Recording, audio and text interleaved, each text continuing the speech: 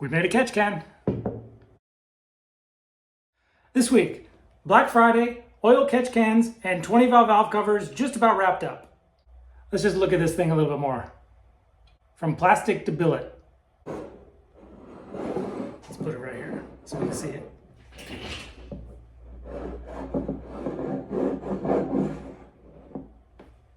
So this last weekend, I spent just about the whole weekend machining our first oil catch can prototype. Now, overall, there wasn't that much that was complicated about machining this prototype, but there were some areas that were longer tools, a little bit sketchy, and anytime you go through and you're creating all of the programs to create a product, especially something that has 5 different components like this, you got to be careful. You never know. There might be something that you missed, causes a mistake. And in fact, let me see if I can show you. I ended up breaking a tap on one of the other first parts that I made. I'll go into that in a second. So a lot of times when you design something and you 3D print it, you kind of get a gist of what it's going to feel like after you make it, but you don't always get the total effect of what a machine part looks like.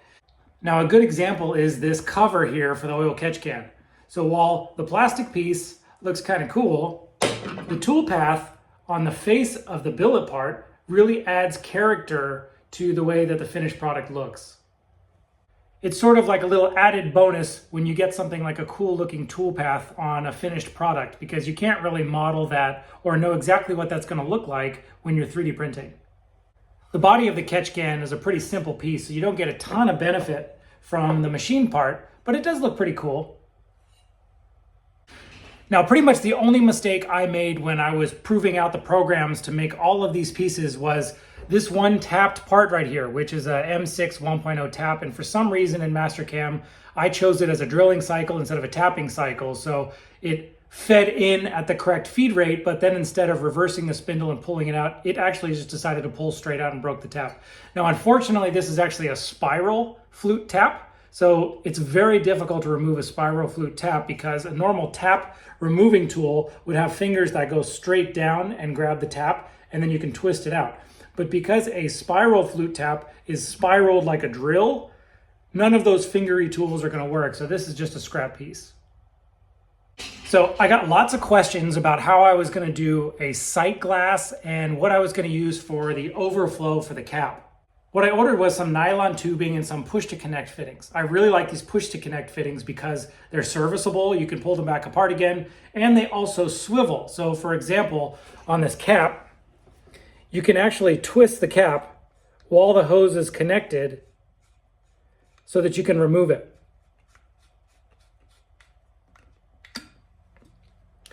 So that way you can inspect or fill the catch can without disconnecting the push-to-connect. But again, these push-to-connect fittings are really easy to do. You grab the flange, you pull on it one way like this, and then the hose pops out. So you could even disconnect the hose to pull the cap off and on. I just thought it was kind of cool that you could swivel the cap off and on without disconnecting the hose. So for the sight glass, I just put fittings in the top and the bottom of the can, and there's going to be the clear nylon hose. I also designed these little clips here. I don't know if you can see them or not. This is just a little 3D printed part. I'm probably going to try to find an injection molded part that I can purchase. If not, then I will 3D print them out of plastic. The only change I'm really going to make to this is that this is 5/32 tubing, and I'm probably going to up that size to 1/4 inch. It's a little bit small.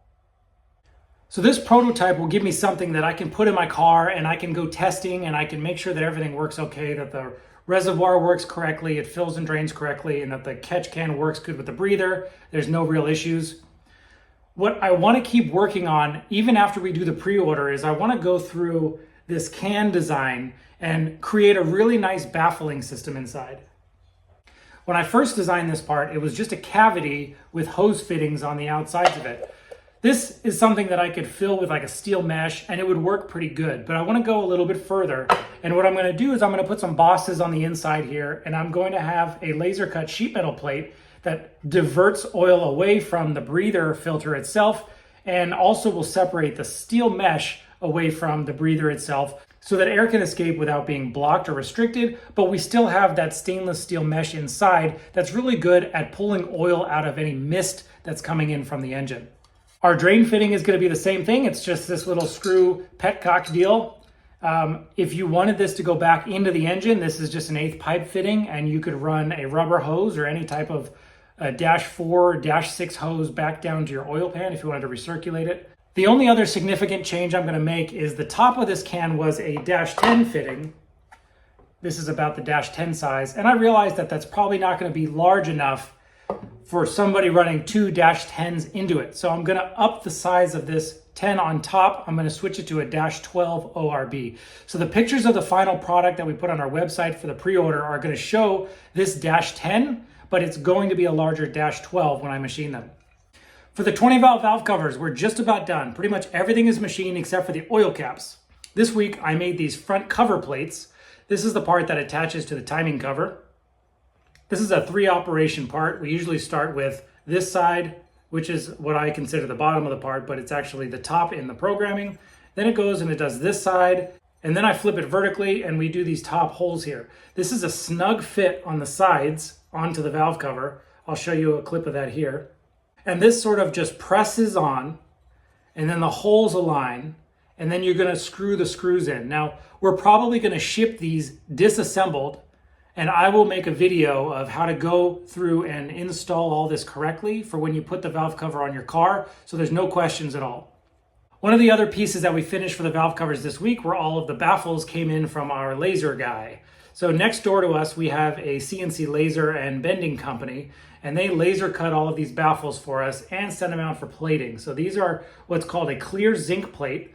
It's actually like a silver zinc coating. It's really durable and it prevents any rust on these parts. I'll show you how these get installed. So I think I might have covered it in previous videos, but I just wanted to show you how the baffling system installs. This is that laser cut plate that I showed you, and it drops in to the valve cover onto these posts that are machined here. Let me give you a closer look at the posts. So these little 3/16 posts stick up, they protrude through the baffle, and then I've spot drilled the tops of these so that I can swedge them down. What that swedge does is it mushrooms the top of that little boss over, and it permanently holds the baffle into place. So the baffle goes in, and if you look closely, that boss protrudes slightly above the baffle. That way when I swedge it, it holds it in place permanently. I'm also going to be using some RTV silicone on all of the surfaces that are flat mounted, and that will reduce any chance of rattling or vibration from the baffle. That's just about it for the 20 valve covers. We're going to go into an extensive cleaning, the assembly process, and we're going to start boxing them up later this week. We're probably going to begin shipping early next week. So if you got one of these on order, keep an eye out in your emails because we do send tracking information with all of the orders before they go out. So you will get a tracking number. If there's any issues or anything with the tracking information that you receive, please let us know right away so that we can catch it before it goes out. Thanks again for everybody that has ordered one of these 20 valve covers. It was a ton of work, but I'm really happy with the way that they came out. Lastly, our Black Friday sale. Once a year, we do a sale. It's our Black Friday sale. It's the only time of the year that you can get JSP parts at any kind of a discount. We're going to be offering these catch cans. They will be available. I'm also going to be offering a couple of 20 valve covers slightly over the original pre-order price, and they will also not be including the free grommets that we offered with the pre-order, but we are going to have 3 or 4 extra valve covers available in case you guys missed out. We're also going to be offering our billet 4-link set for the A86 Corolla. Those have been out of stock for quite a few months. We are going to be offering them again just during our Black Friday sale. Once the sale is over, they're going to be gone again. So if you missed out on the last time we made a batch of the 4-link, now is the time to order them. They will be available for purchase during our Black Friday sale. Aside from those new things that are going to be available that aren't currently on the website, also just about everything on the website is going to be heavily discounted. So if you're planning to be working on your car over the winter, this is a great time to buy some of those engine swap parts. Or if you're looking for an inexpensive gift for somebody for Christmas, this is the time to buy it. This is the only time that you can get our stuff at a discount. So this is the time you're going to want to be purchasing. All of the new products and all of the discounts are going to begin Thursday afternoon, 3 p.m. Pacific time. So that's out here in California, 3 p.m. Some of the stuff won't be on the website until 3 p.m. So if you're thinking at noon, you're gonna go in and start putting stuff on your cart, it's not gonna be there. Some of the stuff will, but if it's not available at noon, just wait till 3 p.m. Then it will be on the website. You can add it to the cart, you can check out, you can get your discount. One of the final pieces for the oil catch can was the mounting bracket. You saw our 3D printed bracket. Luckily, the guys over next door at Southland were able to laser cut me a couple of these last minute, rushed, so I can get them on my car and I can do some testing on the catch can. I changed the design of the bracket slightly, as you guys saw in the last video, but now I've also slotted the holes so that there's a little bit of movement away from the strut tower. Some people were asking about if they have strut reinforcements, if it's going to be in the way. This will allow a little bit of movement. Also, I added a third hole onto the bracket. That way, if it's necessary to have an ancillary or additional bracket that comes off of this one for more support, it can be bolted onto it. Also, if you're sort of using this as a universal mounting, this will give you another option for mounting it onto your car. Now, they did bend a couple of these for me, which is really cool. This is what they look like after they're all bent. This is 3/32 steel, laser cut, and CNC bent. So this is kind of what the final bracket's going to look like, although these will also be zinc plated, and there's going to be a foam insulator here that the catch can will rest up against. So let me go install the catch can on the car so you can kind of see how everything fits. So the install is pretty simple, just the same as before. I'm going to include all of this hardware.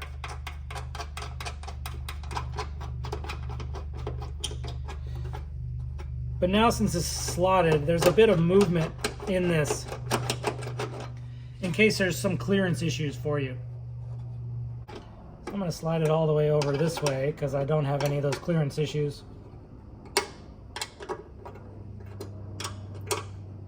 Let's knock it down. So the catch can install is real simple. Just lines up, and the fingers of those brackets really fit well into the top of the catch can, so there's not really like a balancing act, or it's not difficult to install this. It's kind of a one-handed job. So you can align it with the bracket, tighten a screw down, grab the other screw,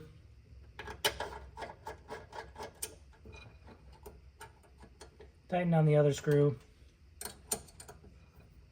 snug them up.